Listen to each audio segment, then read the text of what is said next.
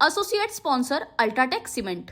काय झालं आहे, सध्या हिरव्या मतांनी थोडा बहुत विजय संपादित केलेल्या लोकांना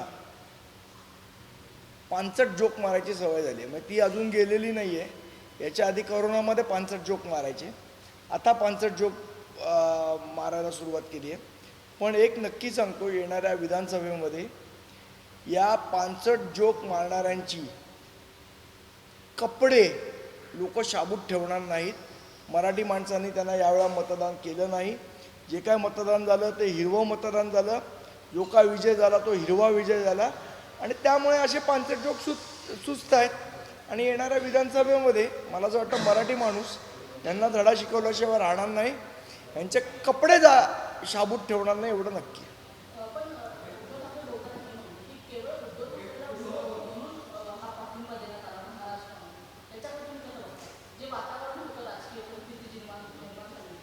उद्धव ठाकरेंचा विरोधाचा काय संबंध आला? तुम्ही हिंदुत्व सोडलं, आम्ही सोडलेलं नाही आहे. आम्ही हिंदुत्वाच्या बाजूनी होतो.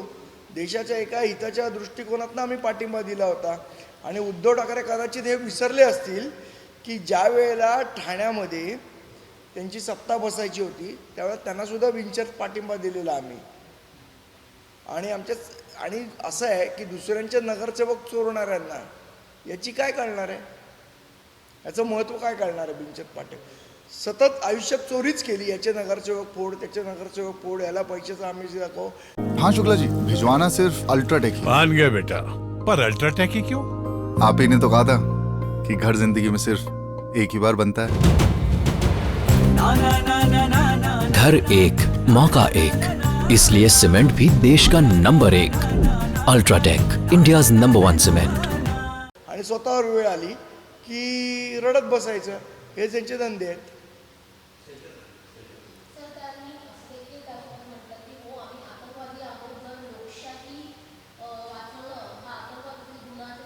कोणी तुम्हाला आतंकवादी म्हटलं? उगीच स्वतःला म्हणून घ्यायचं. आम्ही काय आतंकवादी वगैरे म्हटलेलं नाही तुम्हाला.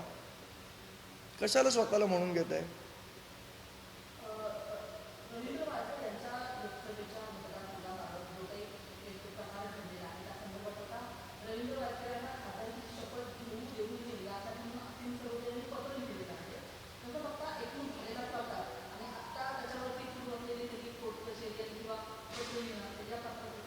मला असं वाटतं कायदेशीर म्हणजे असीम सरोदे तर खूप मोठे वकील आहेत, पण कायदेशीररित्या असा कोणाला शपथ घेण्यावाचन एकदा निवडणूक आयोगाने तुम्हाला सर्टिफिकेट दिलं त्यानंतर अशी शपथ घेण्यावर रोखण्याचं कुठली कायद्यात तरतूद आहे मला माहीत नाही असीम सरोदेने शोधलेली.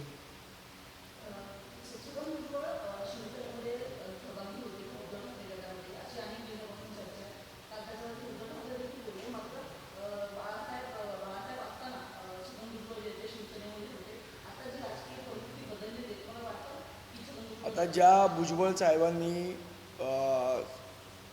सन्माननीय हिंदू हृदय सम्राट कैलासवासी बाळासाहेब ठाकरे यांच्याबद्दल काय शब्द वापरलेले ते एकदा उद्धव ठाकरेंनी आठवलं पाहिजे. ज्या बाळासाहेबांना जेलवर टाकण्याचा प्रयत्न छगन भुजबळ साहेबांनी केलेला, त्या भुजबळ साहेबांबरोबर तर तुम्ही मांडी लावून बसलातच. त्यामुळे सत्तेसाठी लाचार झालेले लोक आहेत, त्यांना काही बाकीचं देणं घेणं नाही आहे.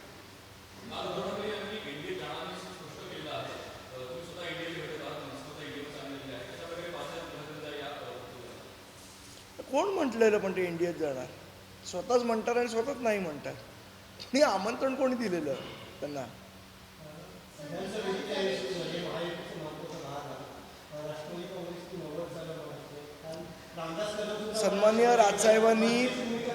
सन्माननीय राजसाहेबांनी परवाच जाहीर केलं की आम्ही 200 ते 2.25 जागा लढवण्याची तयारी करतोय. त्या पद्धतीने आमची तयारी सर्व ठिकाणी विधानसभेची चालू आहे.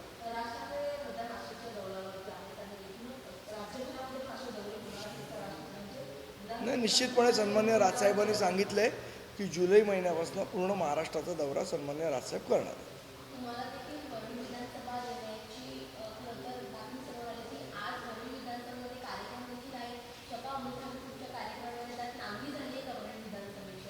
नाही, असं आहे, सगळ्या विधानसभेमध्ये आमची तयारी चालू आहे. नुसती काय वरळी नाही आहे. माहीम असेल, वरळी असेल, भांडूप असेल, विक्रोळी असेल, कल्याण डोंबिवली असेल, ठाणे असेल, सगळीकडे आमची तयारी चालू आहे आणि त्या तयारीचाच एक भाग म्हणून सन्माननीय अमित साहेब ठाकरे आज वरळी विधानसभेत येत आहेत.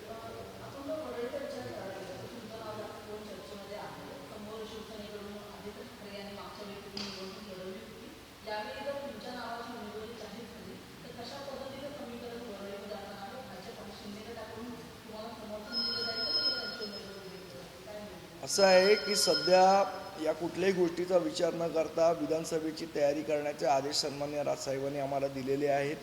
त्या आदेशानुसार वरळीच नाही तर माहीम असेल, बाकीचे विधानसभा मतदारसंघ असतील, चिवडी असेल, या सगळीकडे आमची तयारी चालू आहे आणि ती तयारी आम्ही करतो आहे.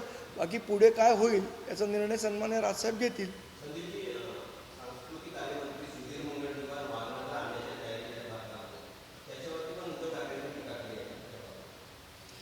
नाही, उद्धव ठाकरेंना सध्या भगव्याची ॲलर्जीच झालेली आहे, त्यामुळे ते प्रॉब्लेम आहे त्यांचा.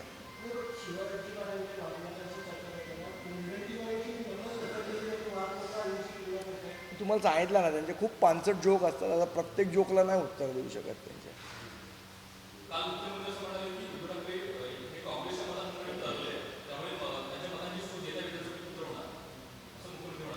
ठीक आहे, ते आता त्यांचे आपापसातले चालूच असतात. त्याच्यात प्रत्येक याच्यात काय आम्ही बोललं पाहिजे असं काय. धन्यवाद. Associate sponsor UltraTech cement.